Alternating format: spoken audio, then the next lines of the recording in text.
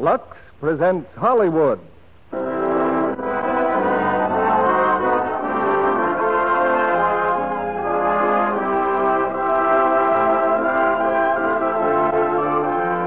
Lux Radio Theater brings you Walter Brennan, Charlotte Greenwood, Edward Ryan, Gene Crane, and June Haver in Home in Indiana. Ladies and gentlemen, your producer, Mr. Cecil B. DeMille.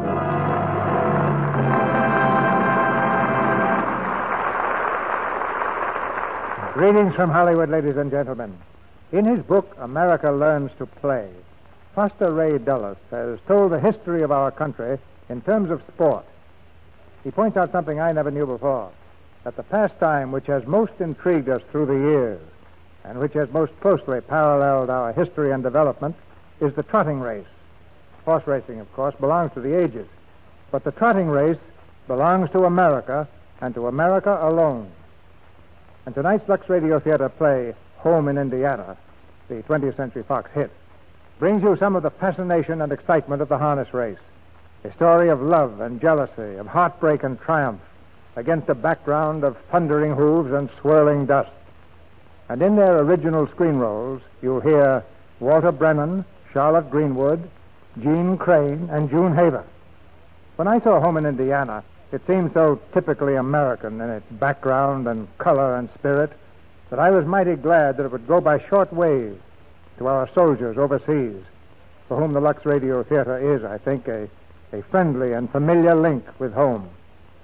We get a lot of mail from our overseas audience and from their parents. One mother forwarded us a letter from her son, a sergeant in New Guinea, who tells of doing his own washing in a tub of water heated with a homemade blowtorch and generously studded with Lux Flakes. His simple directions are marvelous.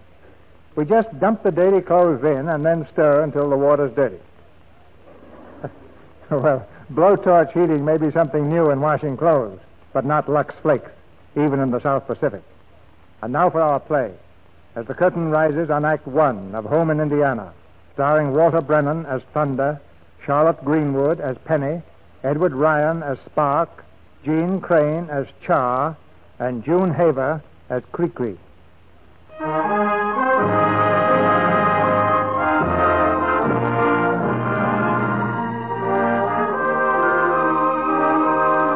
If you've ever been to an old-fashioned county fair, you know that the king of the fair is the trotting horse, and the supreme event is harness racing. You know, too, that the farmhand with one horse, which he himself has trained, and he himself may drive, is every bit the equal of the county squire. For harness racing is the sport of gentlemen, rich and poor, competing not just for money and silver cups, but for the sheer love of the trotting horse and the betterment of the brood and the breed.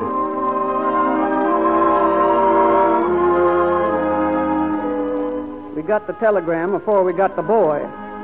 Come from Connecticut, it did, from some sheriff up there. There's a visitor coming, Penny. A boy. Well, read it to me. What's it say? This will introduce your nephew, Spark Thornton, who was bequeathed to you by your sister, the late Miss Henrietta Bolt. As you may know, Miss Henrietta raised the boy since your other sister's death several years ago.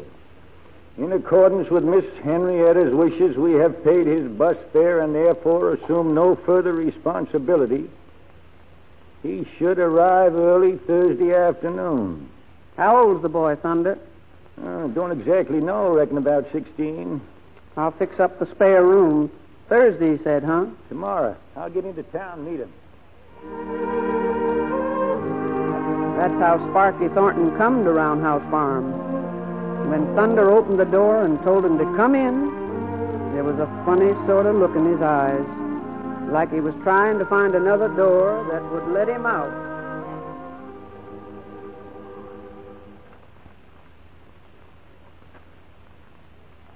This here's your Aunt Penelope, son. Hello, Sparky. Come here. You a bad boy? That's what they say. You do, huh? Well, there ain't a place on earth with more room for a boy to be bad in than Roundhouse Farm. Got itself so overgrown with quiet that anything would come as a relief. Yes, ma'am. Show him where to stow his dunnage, Thunder. This way, son. I'll show you your field chores, too.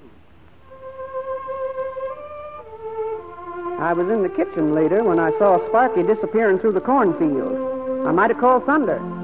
But if the boy was going to stay, he'd have to decide for himself.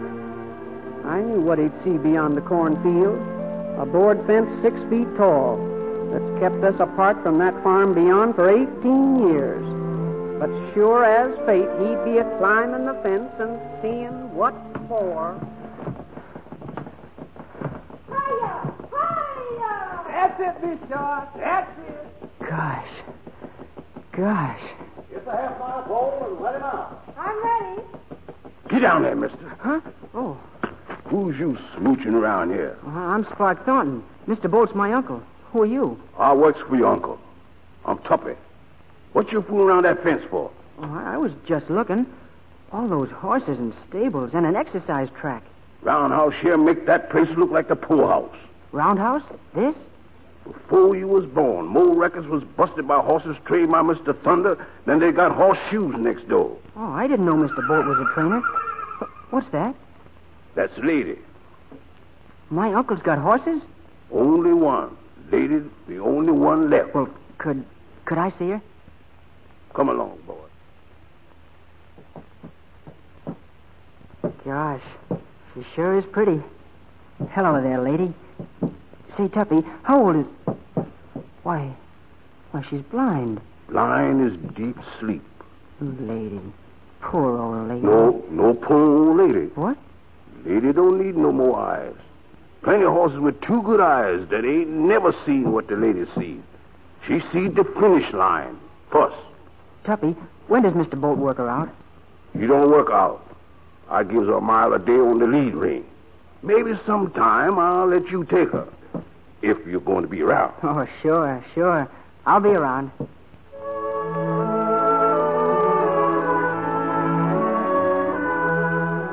I told him next morning how to find his way to school. He started out all right, but he never did see school. He went back again to that board fence and climbed over and headed straight for one of their stables. Had a man-eating stallion in there, but Sparky didn't know that. Whoa, boy, whoa. Easy now. Just trying to get through, that's all, boy. Whoa. There. That's better. Hey, you crazy fool, get away from there. I'm a-coming out, not a-going in. The devil did you come from? Came through in there, that stall. Don't you lie to me, boy. Now beat it. Or maybe if I was to go back through there and out again, maybe you could use me as a handyman. Get away from that stall before you get killed. Oh, it's all right. Hey! Quiet, boy. Easy now, easy. See? He's not afraid of me. Well, he's just... All right. Whoa, boy. Hey, get out of there. Yes, sir. I'm sorry I called you a liar, boy.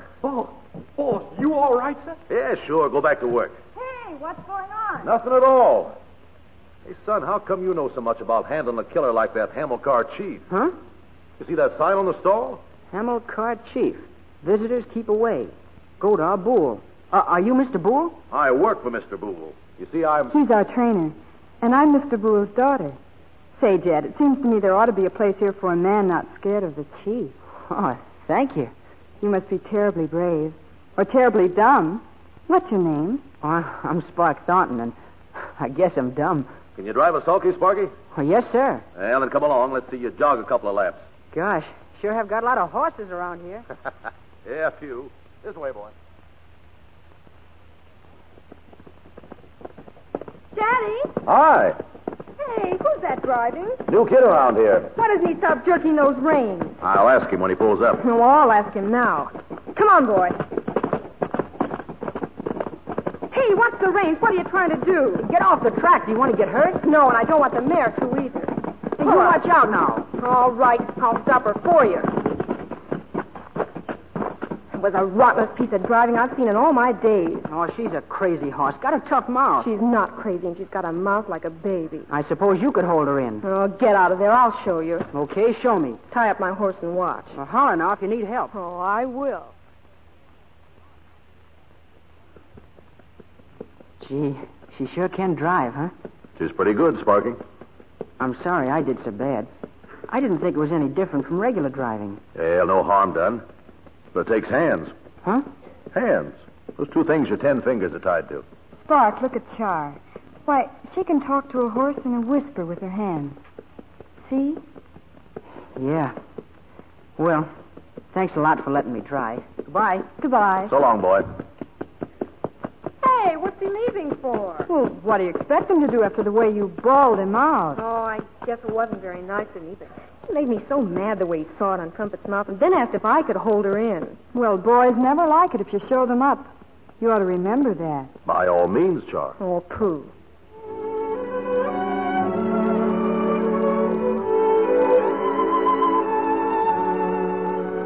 Yes, you gotta have hands to drive behind a trotting horse. I found out long after how Sparky got his. All the time Thunder and me figured he was going to school, Sparky was back of our stable learning another kind of lesson from Lady and old Tuppy. Oh, come on, Tuppy. How much longer do I have to do this? You want hands, don't you? Well, sure, but... Then keep walking. Keep walking till you can feel through the lines what she is thinking. Then what? Then keep walking till you can answer right back. But you's getting it, boy. Yes, sir, you's getting it. He got it all right.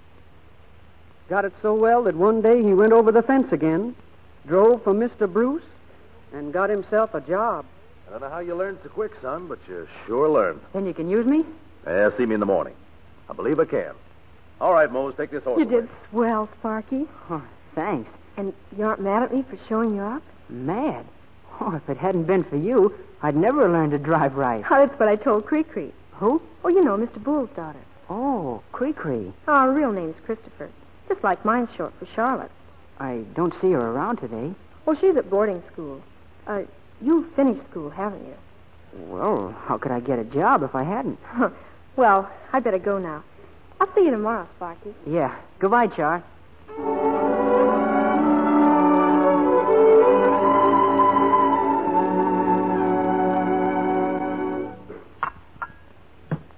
Want some more coffee, Aunt Penny? No. And they're sure going to be late for supper. Yes. Hey, what's he doing up there? Sounds just like he's drunk. He is drunk. Oh, I didn't know, Aunt Penny. I didn't mean anything. It's all right, Sparky.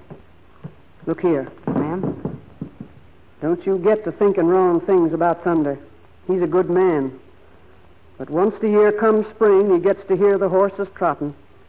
And when that happens, seems like he can't no ways hold back from drowning out the sound with liquor. Now, that's all there is to it. I don't want to be butting in, but what happened, Aunt Penny? You know, between him and Mr. Bull. Well, boy, some men quarrel over women. With Godar Bull and Thunder, it was a horse. 18 years ago. And they was great friends then, partners, too. They had a mare in a race. But something happened to one of her legs, and she lost. Godar didn't even wait to get her to the stables to shoot her. And when Thunder saw him do that, he just went crazy. He beat up on Godar till he nigh most killed him. Well, that was the beginning, Sparky. Godar set out to ruin Thunder. But Thunder fought him back. All he needed was money to keep Roundhouse Farm a-going, and he figured on winning it in the next big race. But he lost. Seems like after that he lost most everything. Don't have to tell you no more. You're seeing the rest for yourself. But if the stables were fixed up, and if there were horses again and foals, he wouldn't have those spells. Maybe. But the stables ain't fixed up. And there ain't no horses. Except Lady. And no foals. Yeah. Well, I'll do the dishes. Leave 'em, Sparky. I'll just sit here a while. I said leave the dishes. Yes, ma'am. Good night. Late that night, I heard voices in the back of the house. Thunder was sleeping it off, and I was scared to wake him. I went to the window. Below, in the moonlight, I saw Sparky and one of the colored boys from the Bull Farm. And then I saw someone else. It was Char, coming up quietly behind the berry bushes. They didn't see her. They didn't know that she was listening, too. But you shouldn't have done it, Sparky. You shouldn't have brought a hammer car chief over here. But nobody saw me. Nobody knows but you. Well, why'd you wake me up? And then I wouldn't have known neither. Mr. Boole found this out, he'd ball me alive. But he won't find out. Hammer Car Chief's back in his stable, and all we got to do is put the planks back in the fence. Listen, Mose. Lady's going to have a fall now. But what about the papers? Well, that's just it. You've got to help me get the papers for the fall. Maybe I can do that, but not without you got $100. Oh, Mose, where am I going to get $100? Well, how about Mr. Thunder? Well, I can't tell him about it until I get the papers. Well, I got $8 to win me that maybe I can collect. I got 12 so far for exercising horses. Let's see, there's 20. We've $80 shy only. Yeah. Well, I'll get it. Somehow I'll get it. Oh, Lord. Quiet now, Mose. We'll go fix that fence.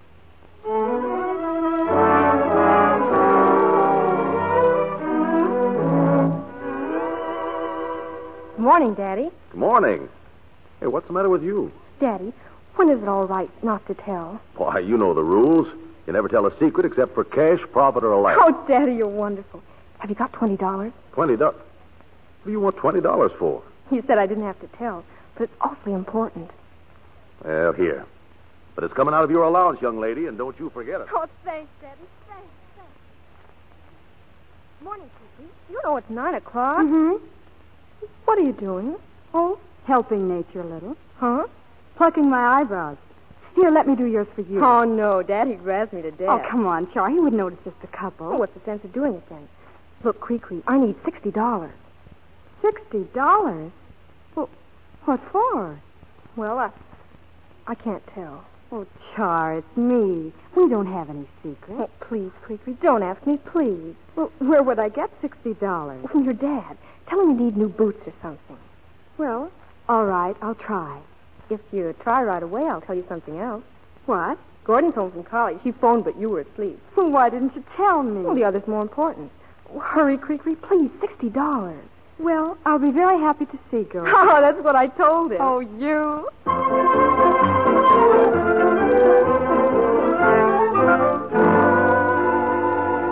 Here's my 12, Mose. Did you collect anything? Collections has been favorable. Now, if you won't, well, I could take this 20 to the meeting tonight and talk nice and soft to Mammy Lux. Sparky! Quiet, Mose. Oh, hello, Char. I got it here. $80. $80? But I followed you and Mo last night. It's all right, though. I don't have to tell on you. Here. But $80? Well, it's a loan. Oh, Char, thanks. Oh, that's all right, Sparky. But how would you get Mr. Boole to sign the certificate without him finding out? Now, don't you worry about that. You took care of the fee, I'll arrange about making it legal. But how? Well, Mr. Boole, he don't like that mean old chief horse. So when I brings him the papers to sign, he don't never bother none about reading. Now, I got 7 others here for him to sign. This one is just going to get lost in the shuffle. I'm glad you're happy, Sparky. Happy? Oh, I'm so happy Whose car is that, Char? Gordon Bradley's. He's home from college. Came over to see Cree. Well, if college is over, I guess school is over, huh? Yeah, it was over yesterday. Why? Well, then I've got no more excuse for being over here all day. Oh, I thought you said you were through school. I didn't say school was through with me, though. Now I'll have to help Thunder with the farming. Couldn't I come over and see you? Well, sure. You could come swimming in the pond, and Aunt Penny would think you and Cree were friends of mine from school. Do you think Cree would come? Oh, sure. Well, ask her, will you, Char? I gotta go now, and thanks a lot. And be sure and ask Cree, huh? Oh, sure, Sparky. I'll ask her.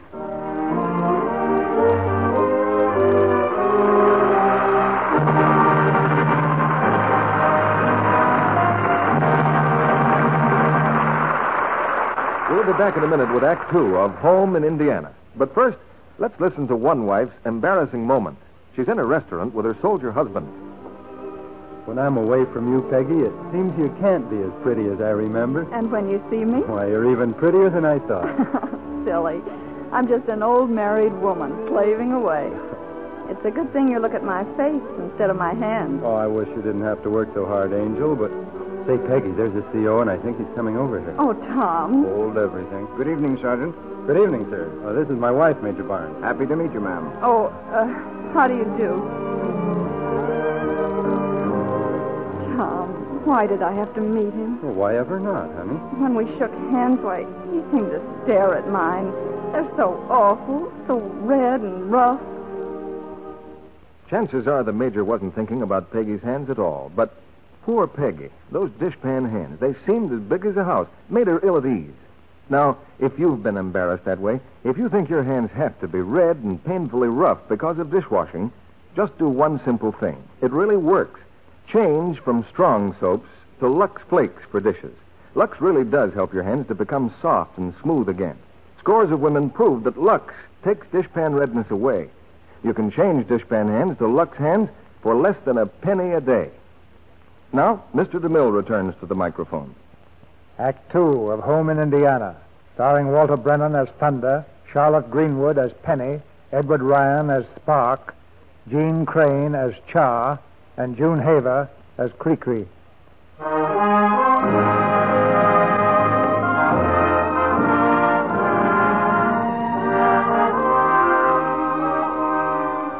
There's a pond near our lower pasture, and all that summer they come to swim there. Cree-Cree and Char and Gordon Bradley.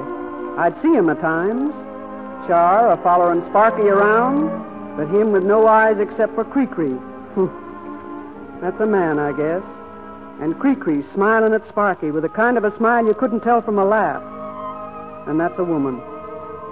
And then one evening, Thunder found out about Lady, how she was going to have a foal, and he called Sparky in, his veins standing out on his forehead, but his voice low, like he was saving all his wild strength to lay down on the boy. I just come from the stable, boy, and I got a strap in my hand. Yes, sir. Don't you hit him, Thunder. Don't hit him. Boy, I'm going to lick you. Get in here. Yes, sir. That lady's sweet. She's mine. She's all I got, and you take her and spoil her, making her to some back alley critter. I'll whale you. I'll kill you. That's enough, Thunder. Heaven help you if you hit that boy again. I'll get the rifle. I swear I will. I couldn't help myself. I just couldn't help myself. I've been wanting to tell you, Thunder. Anyway, here. What's that? The certificate for the foal when it comes. Certificate? Hamilcar Chief's the sire. Why, you fool. You might have been hurt bad. That Hamilcar's a killer. Oh, no, sir. He and I are friends. Men. I could shoot the both of you. Spark, does Bull know anything about this? No, sir. He even signed it without looking. Says here it cost $100. Well, Mose had 8, and I put in 12, and Char, she helped, too. Okay, she did. Might. Who's Char? Char? Char Bruce. That's Mr. Bruce's daughter. Let's see now. This means we'll have us an April foal. And you ain't mad at me? No, son. I ain't mad. But before we close this meeting, I want to beg you not to regret the licking I give you. It's a long road you and me's going to travel, Sparky, and it never made a real man any less of a man to take an unjust belt or two along the way. Now get out of here. I got a lot of long-range figuring to do. So everything's all right now, boy? Everything's fine. No, it ain't. It's a shame, but there ain't nothing to be done about it now. Once bit, you stay bit. What's bit me? The horse bug. And it'll never let you rest. However, so be it.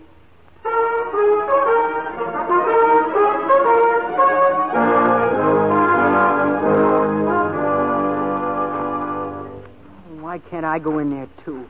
Tuppy's in there, Moses in there, but I can't go in. Because they know about those things and you don't. Well, the least they can do is hurry. Don't you think you better sit down? How can I sit down when the lady's having a foal? Well, she can have it just as easy that way. I'm sorry, Char. You know, it's wonderful to have someone stick by you at a time like this. Oh, gee, Sparky, I didn't do anything. Well, you got the money. Oh, that's just because I just happened to be around. Well, that's what I mean. That's what counts. Spark, come here, boy. It's come. The foal's come. Look at her. Oh, gee. The sweetest filly as I've ever seen. What'll we name her? She's Maudine 4. Yes, sir. Maudine 4. Look, Char. Look.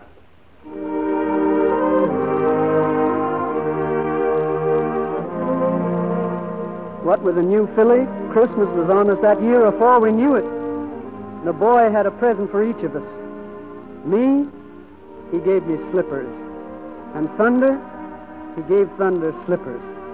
And he didn't forget Tuppy. He gave Tuppy slippers. And then we gave him his present, Maudine 4, all harnessed up to a brand new sulky. Mine?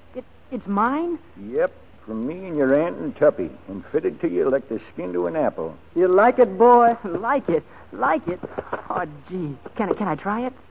Oh, baby. How are you, baby? Just remember, son, she ain't never pulled your weight before, so just talk to her slow and gentle with your hands. All right, Tuppy, let her go. It's a pretty day, Mr. Thunder. Awful pretty day. It's all right, Maudine. Easy, baby. Easy. Oh, gosh. Hey, Cree, come on. I'll be right out. Look, new car. Well. You're going out? Sure. Oh, but Sparky's coming over. Oh, my goodness. Did you get him anything for Christmas? No, that's what I mean. I forgot all about it. Oh, what'll I do? I don't have it. I know. Very simple. I'll give him this. What is it? The tie I was going to give Dad. Oh, Spark, you'll like it lots. You know, when I first saw Spark yesterday, I thought he changed. But as soon as he opened his mouth, I knew he was the same old Spark. Still getting all tied up in knots when he just talks to a girl. Oh, Sparky doesn't get tied up in knots with me. We talk all the time. Oh, that's different. You see him every day. Besides, what do you talk about? Oh, horses, usually. That's what I mean. Hey, Merry Christmas. That's him. It's Sparky. Oh, I wish he'd stop using the back door every time he comes here. Oh, hello, Sparky. Hello. Hello, Sparky. How'd you get your colic to stay down? Saddle soap. Merry Christmas, Sparky. Oh, I wouldn't know you all dressed up. Here. For me? Uh-huh. Perfume. Kiss at midnight. Why, Spark Thornton. Well, it's printed in French. I didn't know what it meant, honest. I'll bet you did. Smell. Smells kind of sweet. Here, smell, Char. Oh, here's yours. Oh, gee, thanks, Sparky. Thanks. Well, what is it, Char? Come on, let's see. Oh, it's beautiful, Sparky. It's just beautiful. Keychain. Oh, thanks. I figured that even if you didn't have any keys, it was a mighty handy thing to have. Oh, it is. It'll fasten good onto your blue jeans. And now it's my turn. Just a little remembrance, Sparky. Oh, gee, gosh. I hope you like it. Something to wear.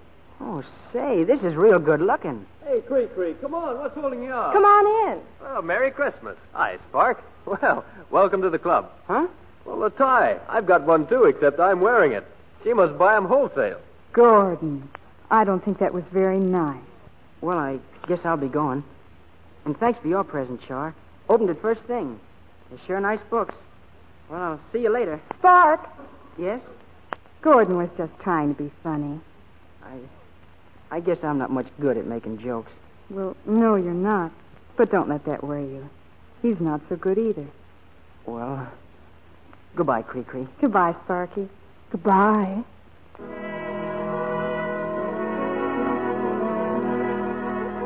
They spent the winter, the boy and Thunder, clearing off our old roundhouse track and caring for the filly and teaching her. Come spring and summer, they started working her.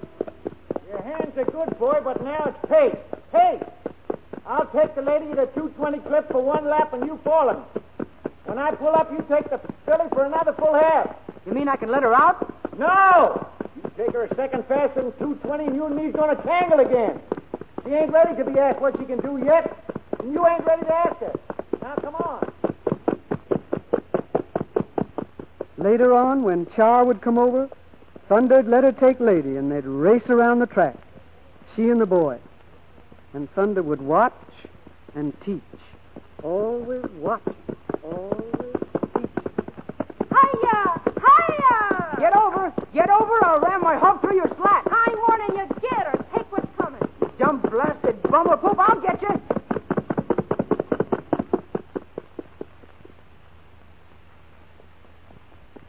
Whoa, lady, whoa. That was swell, Sparky. I figure by now I know how to get out of a wheel lock. There's a long road ahead of you, boy. But you're ready to make a start. Thanks. Go on, let her out now, and if she plucks what she ought to, why, we're ready to pick ourselves off a stake. A steak race? You mean you'll start her off in a steak race? You don't think we start Maudine in a claimer, does you? Go on now. We got things to do. Sparky, afterwards, could we go for a swim? Well, Thunder says so, sure. Swell.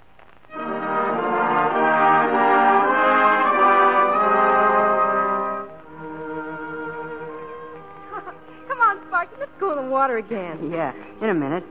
You know what? What? You're wonderful. Gee, if you'd have been a fella, we'd have been the greatest friends in the world. Well, what's wrong with me the way I am? Oh, nothing, but... Well, you know how guys are. Oh, there's Cree-Cree. I know. She got back from the mountains yesterday. Hi, Spark. Hello, Char. Hello. Oh, I didn't know you were home, Cree-Cree. Well, didn't Char tell you? I forgot. I'd have come over to see you. Oh, well, as long as you didn't, we came over to see you. Oh, I'm glad you did. You too, Gordon. Thanks. Well, how's the water? Oh, it's swell. Say, you have a marvelous tan, Spark. And you've gained weight, too. Some, yeah. I'm going in. Coming, Cree-Cree? Right away. Sparky, remember the first time we went swimming? Oh, sure. Every time you dived in, I was afraid your trunks would come off. So was I. Oh, it's so good to see you, Spark. You know, I was just... Well, where's Char going? I don't know. Excuse me a second, Cree-Cree. Char! Hey, Char! Well? Hey, wait a minute. Don't go. Oh, I think I'll get on home. I'll walk home with you. You don't have to. Are you mad about something? Why should I be? All right, then. Well, I'll see you tomorrow. Okay. Bye. Bye. Cree-Cree! Hey, Cree-Cree! A month later, we were at the Mentonville Fairgrounds, Sparky's first race, and Maudine's. The Bools were there, too. They must have brought Char along. Before the first heat, I saw her come up to the rail where Thunder was standing. Hello, Thunder. Betting on Maudine's 4? Oh, hello, Char. Say, you kept a secret pretty good once. I'm asking you to keep this one. If Spark knew I'd bet all I could dig up on Maudine's nose for this heat, it might upset him some. Oh, I won't tell. Could I see Maudine? I'd be pleased if you would. They're harnessing over the stable.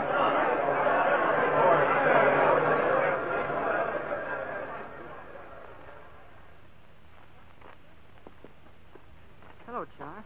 Oh, hello, Sparky. Gosh, Maudine's pretty, like cedar. She smells as clean as the inside of a red cedar chest. You haven't been over in weeks. Well, I... Look, you were sore on account of I didn't walk home with you that day we went swimming. I said I was sorry. You needn't be. People being sorry just makes other people mad. It isn't your fault you don't like me. Don't like you? I do so, Char. Spark. What? Sir? You drawed number 8 in the second tier. Could have been worse. Yes, sir. Now, listen close, boy. I picked this track for your first race because who's driving agin you? They ain't the best in the world, but they don't come no trickier. And 3 of them are behind bull horses. What are you trying to do, scare me? Listen to me. I ain't saying it ain't fine to be brave, but a little fear's a healthy thing to have. Yeah, it's just that they might try to hedge you off into the rail or lock your wheels or something. So remember what I told you. Now mount up, boy, and do your best.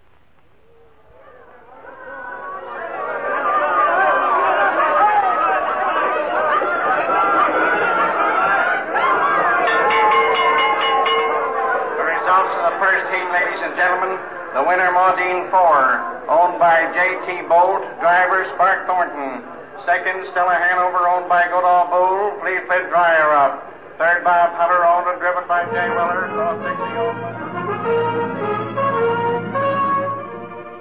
They won the first heat, the filly and the boy.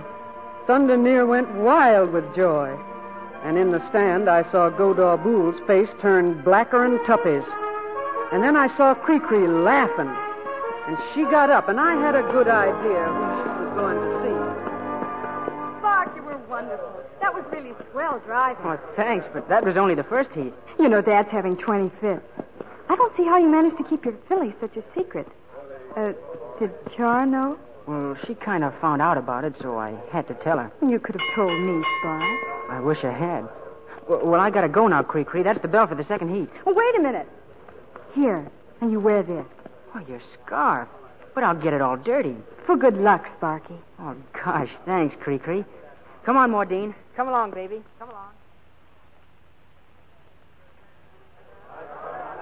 This is the second heat, ladies and gentlemen.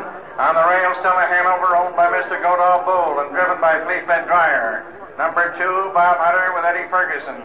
Number 3, Maudine 4, driven by Spark Thornton. T.J. Bolt, owner, and on the outside, Bob McLaren and Dixie. All right, turn your trotters. Turn your trotters. Approach, no hurry now. Hold your position, number one. Mr. Ferguson, keep that horse back there. Hold back, Thornton, hold back. That's it. Steady now, steady. Go!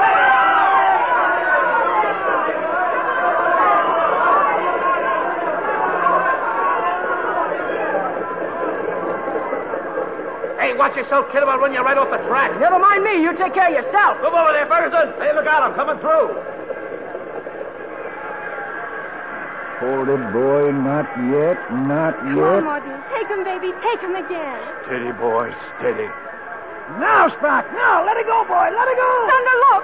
Look, he's against the rail. They're forcing him against the rail. The wheels locked. They're ramming him. They're doing it on purpose. On purpose. He's smashing into the rail. Spark! He's falling. Martin, Spark!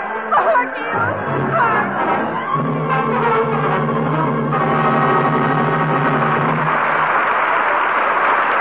We pause now for station identification. This is CBS, the Columbia Broadcasting System.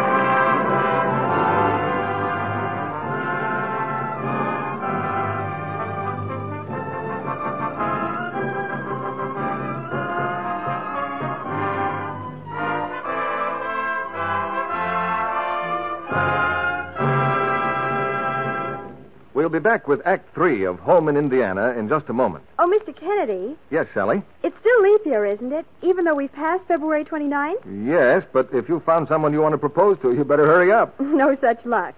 But I did find an interesting leap year superstition. If a girl proposes to a man and he turns her down, then he has to give her a silk dress. He'd have a hard time finding one these days. Wouldn't rayon do? Sure. The rayons we get now are just as pretty as silks, and we wear them for everything. And give them the same care as silks, don't you, Sally? Well, almost the same. Using Lux Flakes, of course. But rayons do need a few special touches, like handling them extra gently. We must never rub or wring rayons or use too hot water or strong soaps. Why, treating them that way can leave the colors faded, literally washed out. Just ghosts of their former selves. That's a sad story these days when we're supposed to make things last. Oh, but it's true. We proved it with actual wash tests. Rayons that were washed the wrong way soon looked old and drab. Cheer up, Sally. Remember the happy ending. The things that were washed the Lux way stayed bright and colorful 3 times longer. I guess the moral of this story is, never risk rayons in soaps that are strong. Lux Care means loveliness ever so long. And now, Mr. DeMille returns to the microphone. After the play, you're invited to join us backstage for a friendly chat with our stars. Now here's Act 3 of Home in Indiana, starring Walter Brennan as Thunder, Charlotte Greenwood as Penny, Edward Ryan as Spark, Jean Crane as Char, and June Haver as Cree-Cree.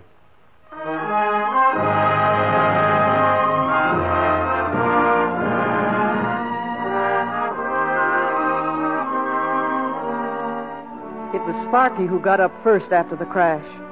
And then after Thunder had cut her loose, Maudine 4. But one of her feet didn't touch the ground. She carried it loose and limp-like. As gently as they could, they led her to her stall. Easy, baby. Easy. Thunder, are you going to have to get rid of her? No. Whatever give you such a thought? It's only a quarter crack. Oh. Never did ask how you are, boy, but when I seen you get up, I figured you was alive. Oh, I'm all right, but I wrecked her. I wrecked her showing off. You was framed, son. Flea-Flit Dryer done it. That was no accident. Dryer? Come on now, help me load her on the truck. You load her, Thunder. I got something else to do. Sparky. Oh, hello, Char. I'm so awfully sorry, Sparky. I was scared to come back here. I thought I'd hear a shot and... Quarter crack. Maybe she'll race again and maybe not. Where are you going? I'll be back later. Mose. Hey, Mose. Yes, sir? Follow Sparky. He's fixing to get himself in trouble. Yes, sir. And you're going to let him do it? Sure. Flea-Flit might have killed them both. And as I see it, Spark's got something to settle. All I can do is see that the odds is right. Get along, Mose. Sparky won't need Mose. Flea-Flit might. Oh, can I drive home with you? Daddy said I could. Oh, I'd like that fine, Char. Believe Sparky would, too.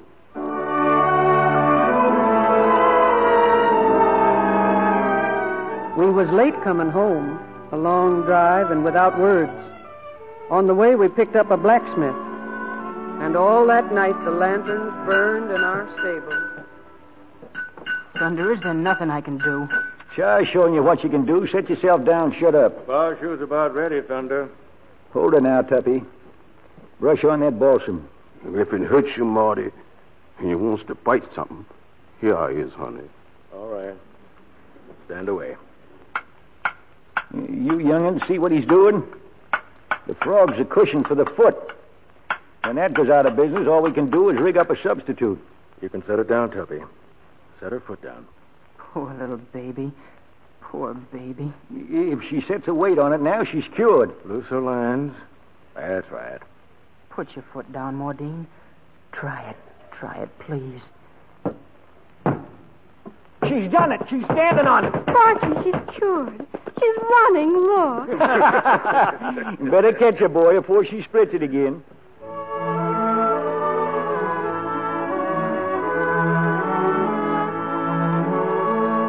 Yes, Modine was cured, but it'd be months before she'd race again. The boy clung to the filly like a she-bear to its cub. So it weren't until he went off to see Cree-Cree one day that old Tuppy got the chance he'd been waiting for. You're crazy, Tuppy. Her foot's all right. It's fine. It ain't her foot. It's her eyes. What? Look. Just like a ma. Just like the lady. How long she got? I don't know. I'll have to get a vet to find that out. Ain't bothered her sight yet. She still can see fine, but there ain't no telling. Don't say nothing to Sparky about this. Where'd the boy go? Seen Miss Cree-Cree, I reckon. And he ain't no boy no more, Mr. Thunder. Sparky's grew up. Nonetheless, no need for him to know about this till he has to. Nice little filly. Sweet little girl. Don't you worry now, honey. You're going to see plenty yet. Plenty.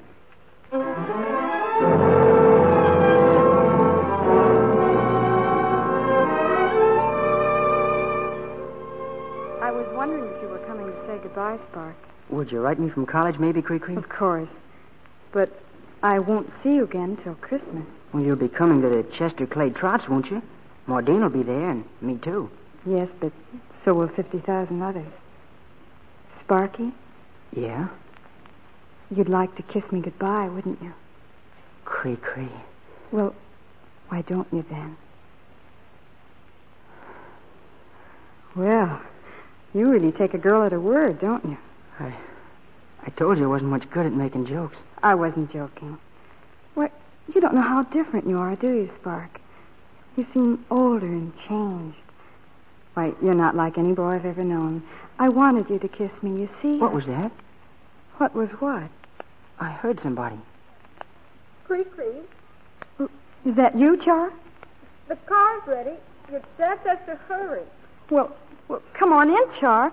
Sparky's here. Do you think she... Of course not. Char? Char? She's gone. Char's gone.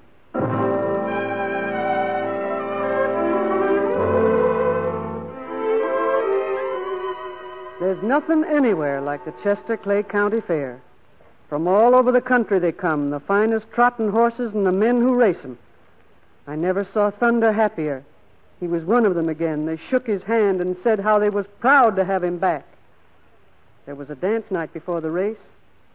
Sparky stopped by to watch for a minute. They was both there, too, Cree-Cree and Char. What's the matter with you, Char? Didn't you hear me whistle at you? Oh, was that me you were whistling at? Oh, this is Tad Drake, Spark Thornton. Hi. Hi. And what do you think you're doing here? Jitterbug. Oh, you'll learn it, Spark. I don't have time to learn it. And since when do you go around grinning at all the fellas? They're all staring at you. Well, if they don't stare at me, they'll stare at someone else. What kind of talk is that? Look, no one has to tell me how to act. Char, I don't know what's got into you, but well, I don't like it. Well, I do. Want me to take care of this fella for you, baby? You don't have to. She hit me hard enough.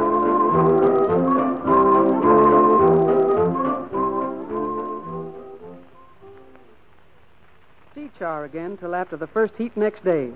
He placed fourth, not too good, but good enough to keep him in the race. And then he found her over to where the Boole horses were stabled. The girl's father was driving Stella Hanover. They'd won the first heat. You were wonderful, Daddy, wonderful. That Sparky did all right, too. It's all right with me if you root for him just a little bit. Oh, I love you, Daddy. That's fine. Turn around, you've got company. Char. Good luck, Sparky. I'll see you out there. Thanks. I'm sorry, Char, about last night. That's all right, Sparky. I was just a big fool, that's all. But when I saw you like that, well, I was just a big fool. Char, what's the matter with me? Don't you know? I only know that I want for us to be friends again. Will I see you after the races? If you want to. And we're friends again? Sure. Good friends. Oh, gosh, Char. Well, I guess I have to go now. Good luck, Sparky. Thanks, Char. Goodbye, and Char. Yes? I don't want for us to be just good friends anymore.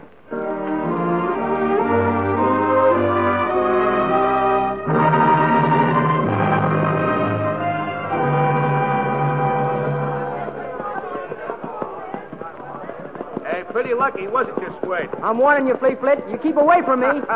You're going to get boxed off so fast you won't know what happened. You try any tricks and I'll kill you. No tricks, Sonny. Just good driving. I ain't going to win this race. Bruce is.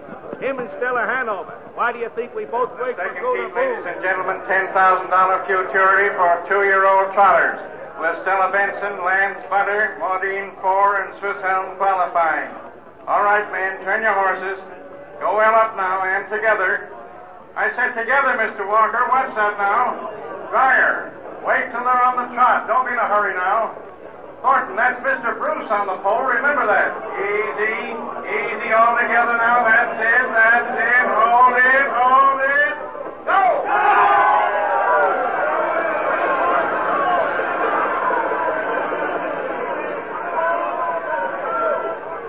Mr. Thunder, look. They got him again. They got him. Look out, boy, look out. Every time they do it on that far turn. Yeah, that's why Boole's racing two horses. One to take care of Spark and one to win. It's bunched up so. Fleet's pushing him off to the rail. And right about now, Fleet's wheel is going to come loose. What you say? Nobody touched this wheel, Tuppy, but... Then, what you mean? Hush up and start praying. Let's go, Jed. Now take him. Take him. Move over, Dryer. Move her up. You'll be a ma, you nice and squirt. Move her, I'll ram you. Take him, Jed. I got him. Hey, your wheel's loose, Dryer. Get over. Your wheel's loose. Jed, my wheel's loose. I'm pulling over. Thanks, Dryer. Now go, baby. Go. That's it. Hey, up. That's it, baby. That's it.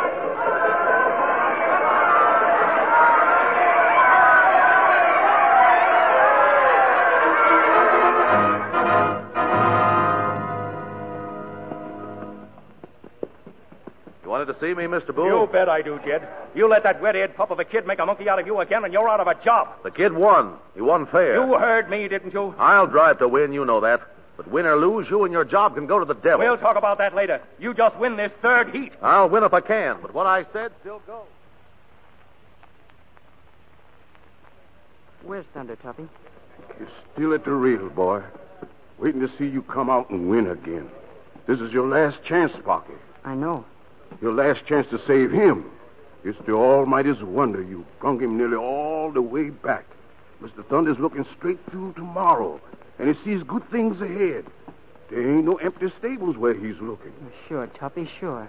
You lose now and all his hopes. They'll shrivel up like dead weeds, and Roundhouse and everybody in it will be licked again. Oh, I don't want that to happen, Tuppy. Then you know what to do. I'll be praying with you until you cross that finish line first. Thanks, Tuppy. I'll sure do my best. Good boy. Good boy. This is a major event, ladies and gentlemen. We have two heat winners. On the rail, Stella Benson, owned by Godard Bull, with Jed Bruce driving. On the outside, Maudine Ford, T.J. Bolt owner with Spark Thornton. All right, bring your fillies up. Bring them up.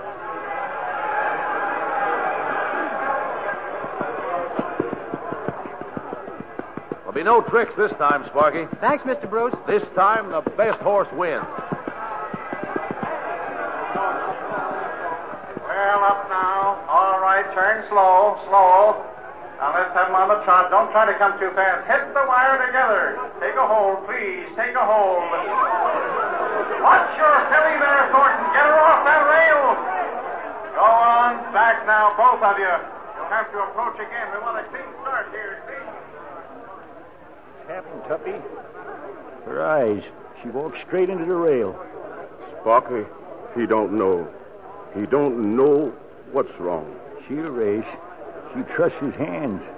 He's got good hands, Tuppy. Good hands. That's better. All right now. Not too fast now. Start together. Take on. Take on. Wait my way. All right. Go!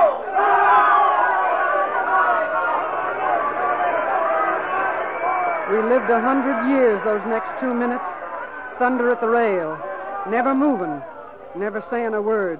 And old Tuppy, his head bowed next to him. And the people in the stand suddenly quiet like as if they knew they were seeing such a race as never they'd see again. They were neck and neck, those fillies, when they came around the last turn, and suddenly the crowd came to life, all shouting and screaming as the horses flew past them to the finish line. Sparky! Come on, Sparky! No, Sparky, no! Take him! Take him! He made it! He made it! Sparky! He won! He won!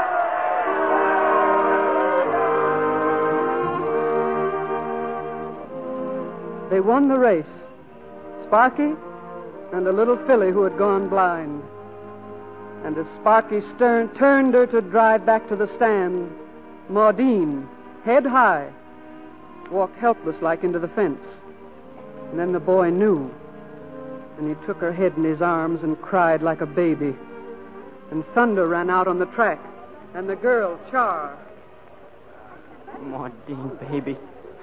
Blind. Blind. Sparky. Oh, Sparky. I done it to you, Maudine. I must have done it to you. No, you didn't. It was the hand of the Lord that touched her. It's been coming on her since she was foaled. Be thankful she got to do what she was bred to do, and take heart and lift your head before you shame her. Now come.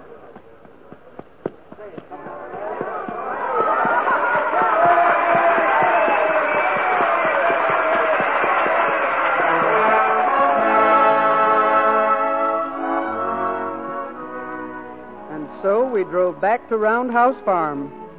And in the back of the truck together was Maudine and Char and Sparky. Oh, Sparky, I've got to. I just gotta cry. Oh, no, you don't, Char. Didn't you hear what Thunder said? She needn't be unhappy or suffer or go hungry ever. No, never hungry and never unhappy. There'll be another Maudine, Char, someday. And she'll be trotting around the cornfield track with Maudine 4 alongside, steadying her and teaching her, just like she was taught by the lady. Only then the track will be plowed, and there'll be a fence around it, and the barns will be painted green and white. And your dad, well, he'll be the head trainer for Thunder. And Mose will do all the work, so Tuppy can just take care of Maudine 4 and the lady. Oh, we're going to have the top best farm in Indiana, aren't we, Char? Sure, Sparky. If you say so. Oh, I feel so good. So darn good.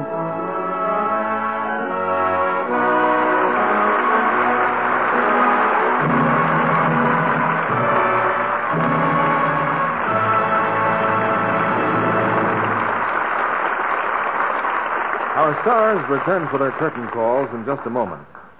Now, let's eavesdrop as Carrie, the career girl, is getting dressed for work in the morning. She's looking through a bureau drawer for some stockings. Oh, this one's got a run in it. Wait. Gosh, seems like they've all got runs. Oh, here's a good one.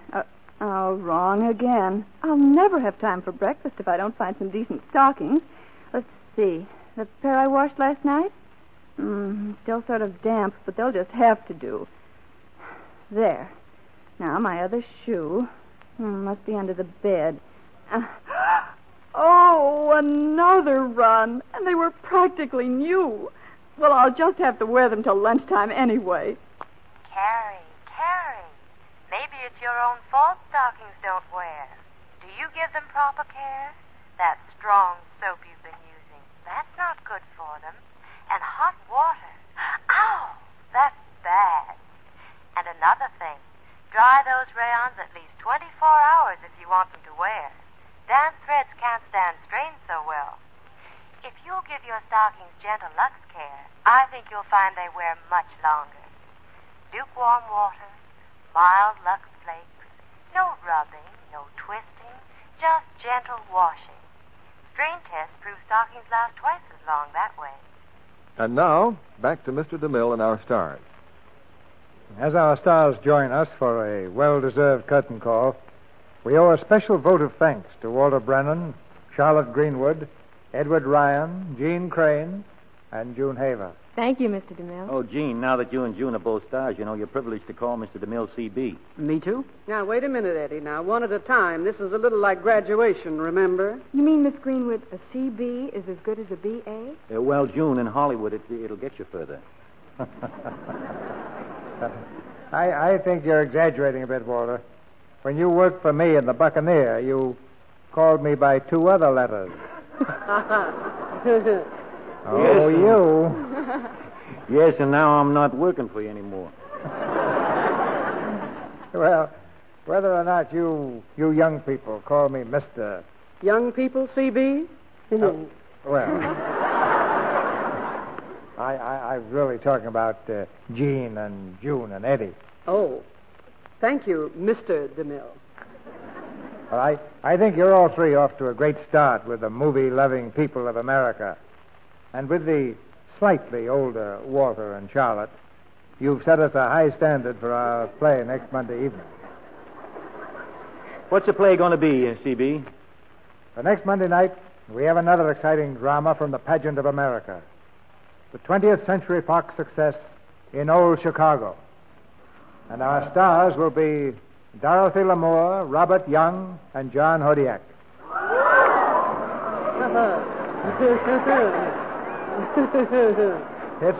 It's the lusty tale of a city struggling to be born, and of the men and women who fought and loved and died to make it great. Sounds like great entertainment for both old and young, CB. Good night. Good night. Good night. Good night. Good night. Families in 47 other states were at home in Indiana tonight.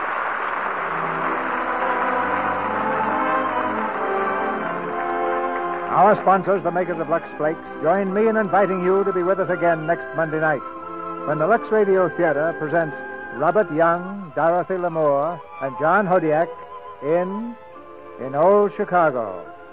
This is Cecil B. DeMille saying good night to you from Hollywood.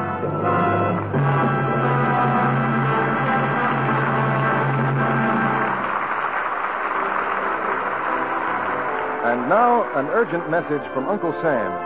Paper is a critical war material. When you're shopping, help save paper by bringing your own shopping bag or basket. Don't ask to have things wrapped if you can carry them unwrapped. Home in Indiana was presented through the courtesy of 20th Century Fox, who will soon present June Haver in Damon Runyon's Irish Eyes Are Smiling and Jean Crane in Moss Hart's Winged Victory. Walter Brennan is under contract to Samuel Goldwyn and will shortly be seen in the Goldwyn Technicolor comedy The Princess and the Pirate. He appears through the courtesy of Warner Brothers Pictures and will shortly be seen in To Have and Have Not. Starting October 15th, Charlotte Greenwood will be heard on her own radio program in behalf of Hallmark greeting cards. Edward Ryan is appearing in Darrell F. Zanuck's Technicolor feature, Wilson. Clarence Muse appeared tonight as Tuppy. Our music was directed by Louis Silvers. This program is broadcast to our fighting forces overseas through cooperation with the Armed Forces Radio Service. And this is your announcer, John M. Kennedy, reminding you to tune in again next Monday night to hear In Old Chicago with Robert Young, Dorothy Lamour, and John Hodiak.